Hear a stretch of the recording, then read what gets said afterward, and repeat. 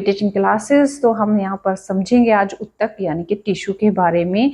तो home science TGT PGT या फिर domestic science TGT PGT DSSP में जो टिश्यूज वाला टॉपिक है, इससे क्वेश्चन पूछे जाते हैं कि टिश्यूज कितने टाइप के होते हैं और कौन से टिश्यू, जैसे कि अगर बात करें कि रेखीय या फिर ऐच्छिक पेशी उत्तक टिश्यूज कौन से होते हैं, या फिर अरेखित या फिर अनैच्छिक पेशी उत्तक इनवॉलेंट्री जो टिश्यूज होते हैं वो कैसे होते हैं, इस तरीके के क्वेश्चन पूछे जाते हैं। तो चलिए स्टार्ट करते हैं, समझते हैं टिश्यू से कितने संबंधित क्वेश्चन यहाँ पर आपके बनते हैं। तो ये टॉपिक है काफी इंपॉर्टेंट। आप पहली बार जो है चैनल पर आए हैं तो चैनल को कर लेंगे सब्सक्राइब। और चलिए स्टार्ट करते हैं। लाइक शेयर सब्सक्राइब करना बिल्कुल ना भूलें और बाकी लोगों को जरूर शेयर करें।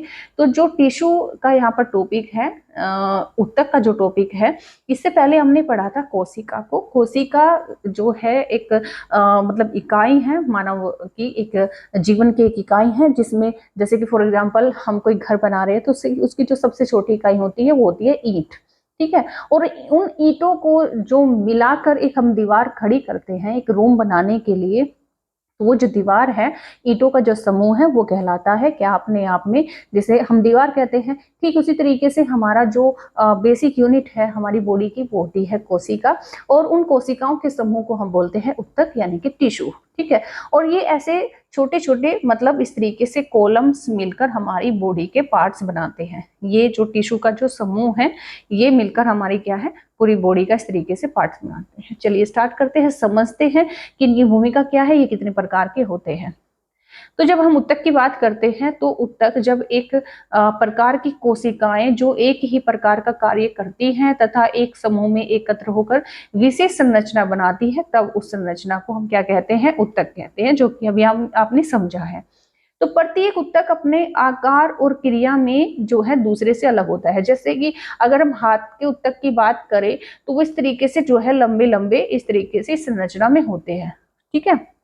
लेकिन अगर हम मुंह के उत्तक की बात करें तो जैसे स्पेशली गाल की बात कर लेते हैं, तो यहाँ के जो उत्तक होते हैं इस तरीके से चपटे में होते हैं। मतलब इनके जो आकृति होती है वो अलग होती है।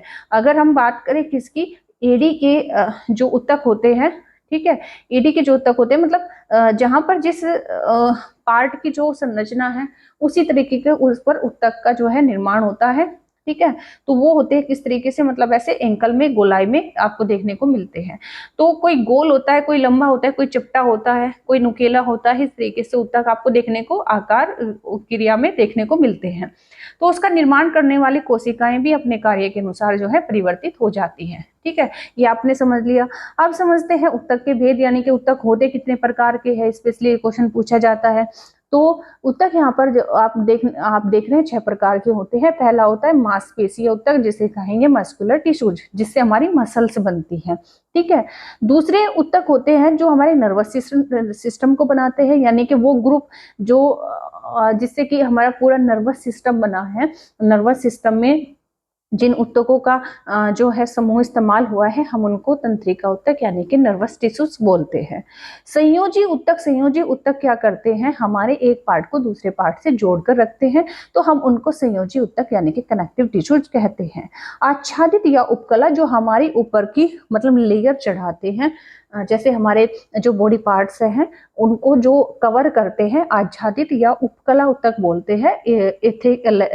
एथिकल उनको टिश्यूज बोलते हैं, ठीक है। तरल उत्तक यानी कि फ्लूइड टिश्यूज तरल उत्तक जो स्पेशली पाए जाते हैं किसमें, जिसमें हम कहेंगे जो हमारी श्वास नली है, श्वास नली का जो छल्ला होता है, ठीक है ना, उसमें इस तरह के उत्तक पाए जाते हैं। जनन उत्तक रिप्रोडक्टिव टिश्यूज जो मतलब जनन में मदद करते हैं, हम उनको जनन उत्तक बोलते हैं, ठीक। इस प्रकार से हमारे शरीर, जो हमारा शरीर है 6 प्रकार के उत्तकों से बना होता है। यानी कि पूरे शरीर में हम कह सकते हैं कि 6 प्रकार के अलग अलग उत्तक देखने को मिलते हैं, जो अलग अलग क्रियाओं को संपादित करते हैं, ठीक है। और इनका आकार जो है अलग अलग होता है। तो चलिए अब समझ लेते हैं स्पेशली मांसपेशीय उत्तकों को, जो मांसपेशियों को बनाने में मदद करते हैं। इसमें पहला है रेखीय या फिर ऐच्छिक पेशी उत्तक। रेखीय या फिर ऐच्छिक पेशी उत्तक यानी कि वॉलेंट्री मसल्स कैसे होते हैं, तो इनका काम होता है सबसे पहले तो ये जो उत्तक होते हैं ये हमारे त्वचा के नीचे पाए जाते हैं, ठीक है।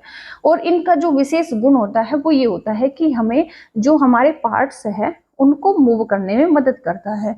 इच्छा पर मतलब कि जो उत्तक हम अपनी इच्छा से मूव कर सकते हैं, जैसे कि हमारे हाथ या पैर इस तरीके से घुमाना डुलाना, तो वो हमारी इच्छा पर डिपेंड करते हैं। और वो लंबी लंबी इस तरीके से मैंने आपको बताया, जैसे हाथ है या फिर पैर है या फिर जो है पैर है, तो उनके जो टिश्यूज होते हैं वो इस तरीके से लंबे लंबे होते हैं, ठीक है, जिस वजह से हम उनको रेखीय बोलेंगे। और अच्छी किस वजह से, क्योंकि हम उनको अपनी इच्छा के अनुसार मूव कर सकते हैं, ठीक है ना। हाथ पैर को घुमाना हिलाना डुलाना हम आसानी से कर सकते हैं।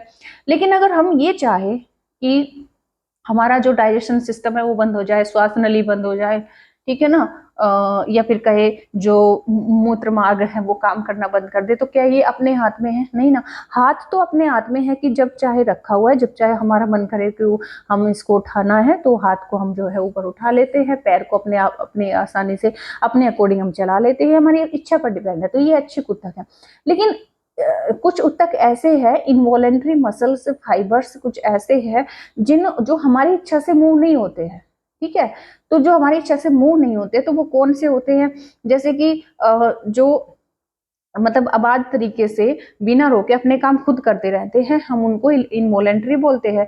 जैसे हमारी भोजन नली हो गई, ठीक है, वो ऑटोमेटिक काम करती रहती है। जैसे हमारी मूत्र वाहिनियां हो गई, वो ऑटोमेटिक काम करती रहती है। जनन वाहिनियां की जो दीवारें होती है वो ऑटोमेटिक जो है काम करती रहती है, तो अपने आप ही मूव होती रहती है।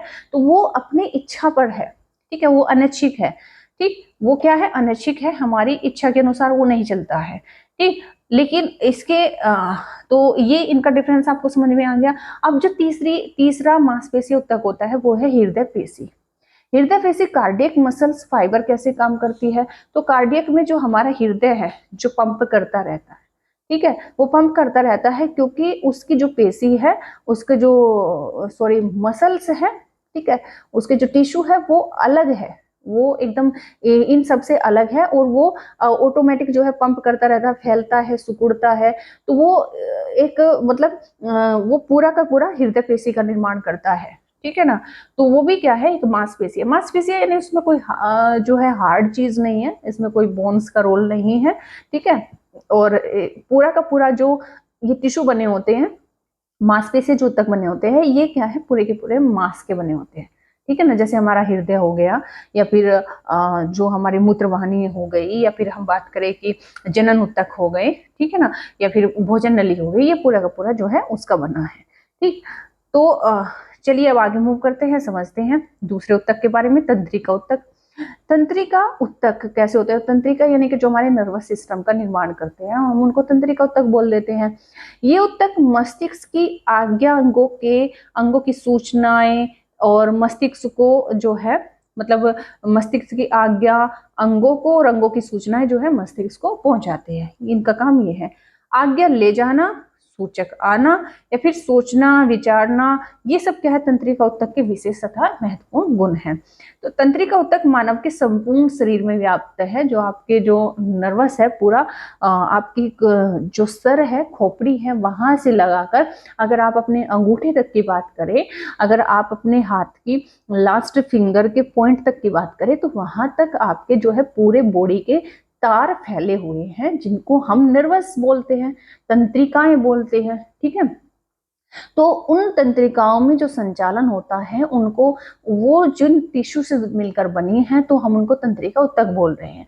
और तंत्रिका उत्तकों का काम होता है कि जो सूचनाएं मस्तिष्क देता है वो शरीर को पहुंचाना, या फिर शरीर से जो मैसेज मिल रहा है वो मस्तिष्क को पहुंचाना, लाना ले जाना, सूचनाओं को लाना ले जाना, सोचना विचारना, वो सब जो है आदान प्रदान का काम जो करते हैं वो तंत्रिका उत्तक करते हैं, ठीक है।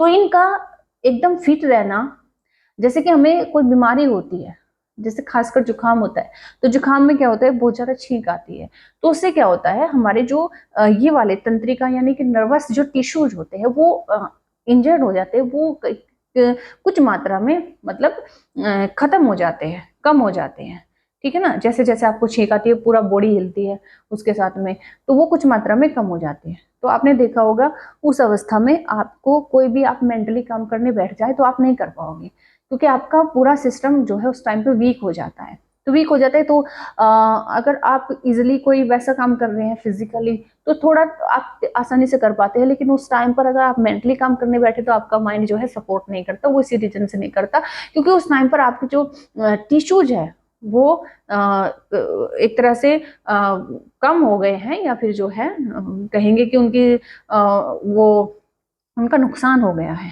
ठीक है, जो कि आपको कंप्लीटली हेल्प नहीं कर पा रहे हैं। ठीक, तो तंत्रिका ऊतक जो है पूरे मानव शरीर में फैले हुए, ये आपने समझ लिया। अब बात करते हैं तीसरे ऊतक की, जो है संयोजी ऊतक, जो कि क्वेश्चन बहुत ज्यादा पूछा जाता है कि संयोजी ऊतक का काम क्या होता है। संयोजी ऊतक का काम ही स्पेशली होता है संयोजन करना, यानी कि जोड़ना, यानी कि एक पार्ट को दूसरे पार्ट से जो है जोड़कर रखना।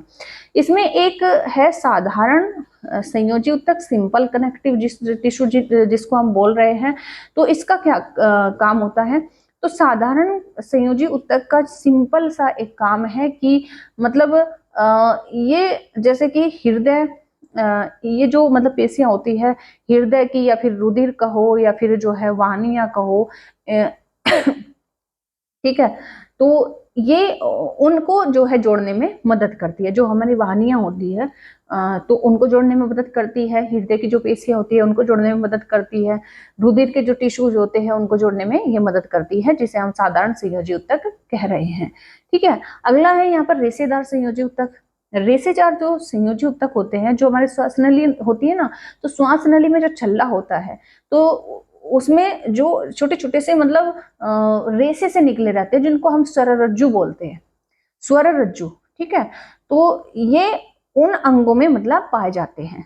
तो खासकर जो रेशेदार संयोजी ऊतक पाए जाते हैं वो पाए जाते हैं हमारी श्वास नलियों की भित्तियों में। ठीक है, नेक्स्ट है इसमें कंकाल संयोजी ऊतक। तो कंकाल संयोजी ऊतक तो हमारी अगर हम कहें तो कंकाल यानी कि हमारा स्केलेटन, यानी कि पूरी बॉडी का जो ढांचा है, ठीक है, यानी कि अस्थि उपास्थि में दोनों में पाए जाते हैं। तो हम उनको क्या बोलते हैं? कंकाल संयोजी ऊतक बोलते हैं। यानी हमारे कंकाल को, हमारे स्केलेटन को जो जोड़ के रखता है जो टिश्यूज, तो हम उनको क्या बोलते हैं? कंकाल संयोजी ऊतक बोलते हैं। इससे क्या होता है कि हमारी अस्थियां और जो हमारी उपास्थि होती है उनको मजबूती मिलती है। ठीक है, तो ये बात आप समझ गए। अब बात करेंगे आच्छादित या फिर उपकला ऊतक की। आच्छादित का मतलब ये होता है एक जो है लेयर, मतलब बनाना, उसको ढकना, जो हमारी त्वचा है। तो आच्छादित या फिर उपकला ऊतक। ठीक, तो इनका क्या काम होता है? यह ऊतक शरीर और उनके अंगों में आवरण के रूप में कार्य करता है। शरीर में पाचन प्रणाली, श्वास प्रणाली, श्वास नली, रुधिर वाहिनियां आदि सभी इन्हीं ऊतक द्वारा आच्छादित होती है। ठीक है ना, मतलब ये श्वास नाली में, रुधिर वाहिनियों में अलग अलग ऊतक पाए जाते हैं, ये तो हमने देख लिया, लेकिन इनको ढकने का काम जो करता है, ऊपर से कवर अप जो करता है, ठीक है, तो उनको हम आच्छादित या फिर उपकला ऊतक बोल रहे हैं। ठीक, तो यह विभिन्न प्रकार के होते हैं। कुछ स्थान पर इनकी कोशिकाएं षटकोणीय यानी कि इस तरीके से जो है पाई जाती है, इस तरीके से जो परस्पर किनारों से जुड़ी रहती है। फेफड़ों के वायुकोश इसी ऊतक से ढके होते हैं। क्वेश्चन पूछा जाता है कि जो फेफड़ों के वायुकोश ढके होते हैं वो कौन से ऊतकों के द्वारा ढके होते हैं? तो आपका आंसर हो जाएगा आच्छादित या फिर उपकला ऊतक। कुछ स्थान पर इनकी कोशिकाएं लंबे खंबे की तरह होती है। ये कान के अंदर जहां बाल होते हैं तथा जिह्वा पर जहां से स्वाद का अनुभव होता है वहां पर ये पाए जाते हैं, है ना। तथा त्वचा त्वचा भी इसी ऊतक से निर्मित होती है, ये आपको ध्यान रखना है, क्योंकि ये कवर देने का काम करने वाले ऊतक है। तो सबसे ऊपर हमारा जो कवर है वो हमारी त्वचा है, जो अंदर की, मतलब जैसे हम कहेंगे ना दीवार हमने खड़ी की और ईंटों से बनाई तो वो एक दीवार बन गई, अब हम उनको प्लास्टर कर रहे हैं ना, तो जो प्लास्टर का काम है, जो वो प्लास्टर है अपने आप में, वो क्या कहलाता है? आच्छादित या फिर उपकला ऊतक कहलाता है। ठीक है ना, तो वो हमारी जो त्वचा है अपने आप में पूरी बॉडी का क्या है? प्लास्टर है। ठीक, तो त्वचा भी इसी ऊतक से जो है निर्मित होती है। यह साधारण तथा संयुक्त रूप में पाई जाती है। ठीक, ये बात समझ गए। अब बात करेंगे पांचवें ऊतक की। पांचवा ऊतक क्या है? तरल ऊतक, फ्लूइड टिश्यूज।